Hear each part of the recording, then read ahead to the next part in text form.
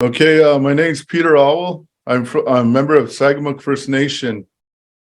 My family clan or totem is Ginu, Golden Eagle, and I'm just trying to educate people on.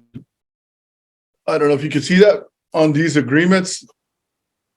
They our community leadership is actually using these acronyms when they do literature in the community to talk about self-government.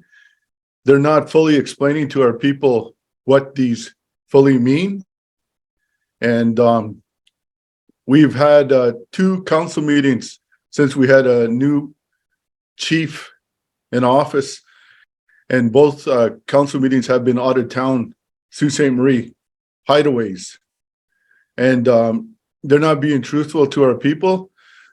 And I believe that they're not clearly explaining anything, because if you ask people what these mean, they have no clue. And community leadership seems to be pampering people with money floating around, little makeshift programs. They formed committees that they classify as grassroots. And basically what I'm seeing, or what I believe, is they're just there to push the agenda through for chief and council, and it's not doing anything good for us. And if you could add to it, Tom, if you have any information. But I know this is happening all over, basically in Ontario, to other Native communities, and there's a lot of deceit. Nothing's being explained. They're not talking. They're not talking about what's going to happen to our sovereignty, our inherent rights. And by the materials I've studied or read up on, it was, as soon as they start signing to this agreement, we 1/3 of the Indian Act stops being used. So I imagine that's probably going to be taxation, Section 87. And right now the community is focusing on cannabis, most likely because they want to tax it. And the biggest problem here, they try to act like they're concerned about cannabis. I forgot what it was supposed to be, cannabis community conversation, and they wanted to talk about the dangers, or the whatever of cannabis, when we have a really major problem with opiates and meth out here. And it's basically sidetracking the important issues. But in reality, it's obvious that it all boils down to taxation, and they're hiding. So, basically not saying anything. They canceled the meeting because we just had 2 recent deaths due to overdoses. So the younger people, somebody will ask me what the sign means, or they'll ask me about the history of the sign, and I'll explain these acronyms for the modern treaties. And I have a petition that I have approximately 117 signatures on, and I just give people a history about. I want to draw their attention, and they want to know why this sign's in there, and it brings out opportunity for me to explain all these acronyms that they're using in the community and what it's going to lead to. And when people actually find out, they don't like it. Everybody wants to see their treaty rights extinguished, and I'm one of them, because these agreements, they have a negative impact on our livelihoods, and it does nothing for the common man or woman in the community, except those in power. They benefit. They hold access to all the money, and basically their family members are always working. And it's, in my opinion, it's I don't believe it's a good agreement, and I just wish more people would get on board and pay attention to what's actually taking place. So they had one AGM meeting earlier this year, and it was just a spinoff of the previous chief's, I guess his structure at that time. And it was using, I've seen this one in the financial fiscal management agreement. It was mentioned several times.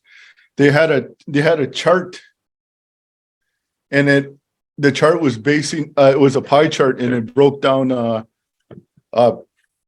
different revenues that were coming in, and there was a lot of revenues that were not explained, and I assumed they were tax revenues because they had other, and they had business ventures. I think it was 3%. I assume that's their plan on taxing our stores, because we've already been taxed for cigarettes out here, like regulated government cigarettes, so I stopped selling them. Since we last talked in regards to cannabis, I was the only store at that time. Now we have 3 others. I think, 3 others. So I'm the original, and there's 4 to get all together throughout the community. Well, I read up on the current population in Sagamok. I think there was approximately living on reserve right now. There's 1,110. That's eligible voting adults, women and men that are eligible to vote. And that's not counting the children.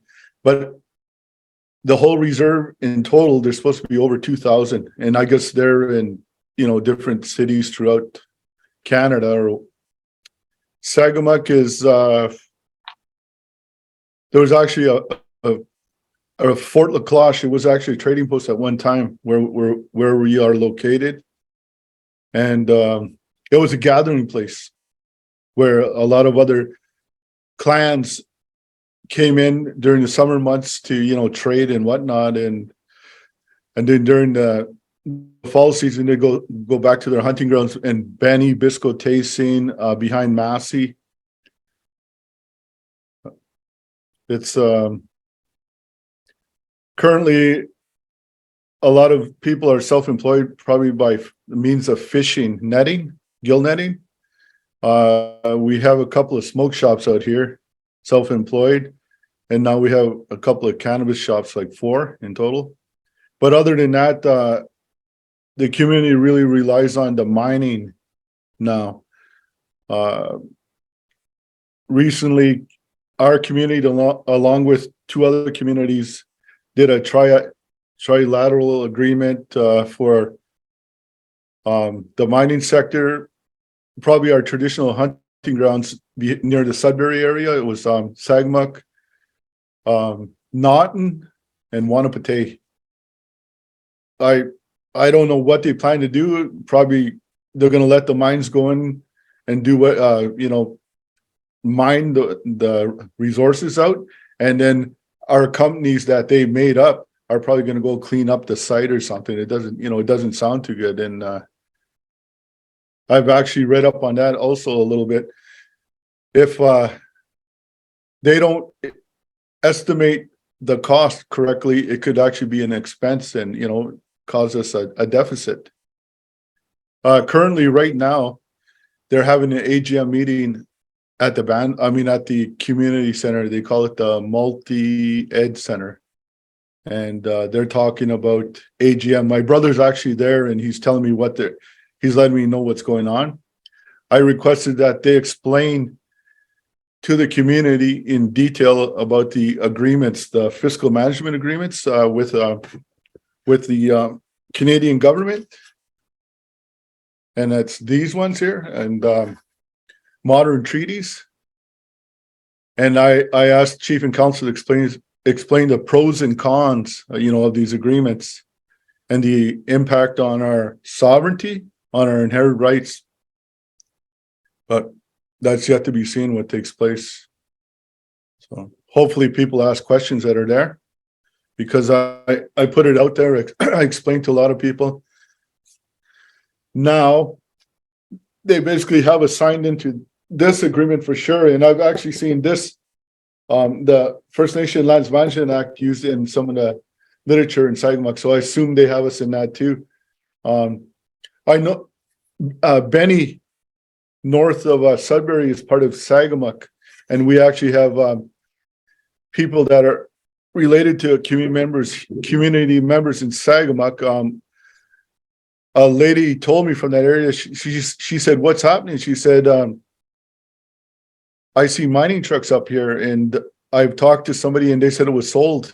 She said, I tried to contact the chief, which is our current chief now. What happened to, what happened to our traditional lands? And he didn't answer her. She basically played phone tag. And then when she finally got hold of him, he said, it's no longer part of Sagamok. So I don't know. My understanding is Sagamok and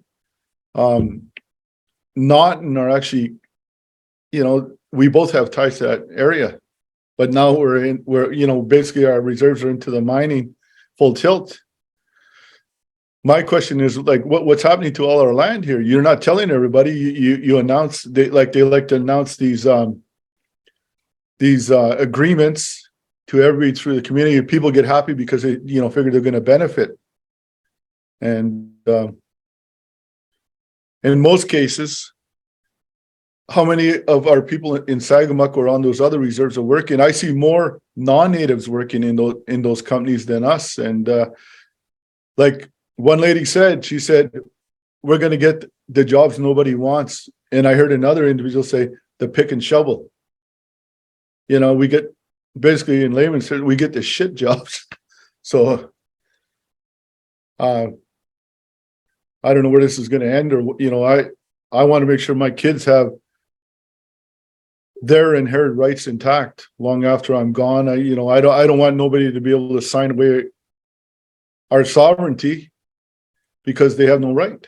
It should be up to the individual if they want to sell their sovereignty or inherit rights, not up to a chief and council